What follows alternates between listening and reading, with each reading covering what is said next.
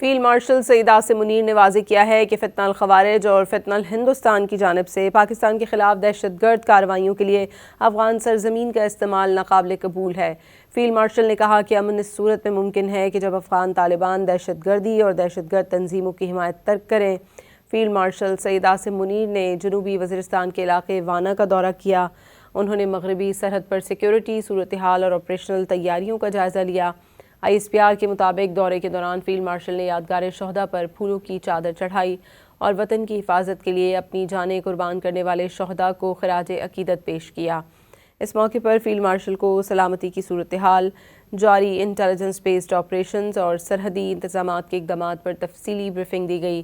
Army chief کو operation غضب للحق اور پاک افغان سرحد پر جاری پیش رفت سے بھی آگاہ کیا گیا۔ فیلڈ مارشل نے اگلے مورچوں پر تعینات افسران اور جوانوں سے ملاقات کی اور ان کی پیشہ ورانہ مہارت، آپریشنل تیاری اور بلند حوصلے کو سراہا۔ وانا آمد پر کور کمانڈر پشاور نے فیلڈ مارشل کا استقبال کیا۔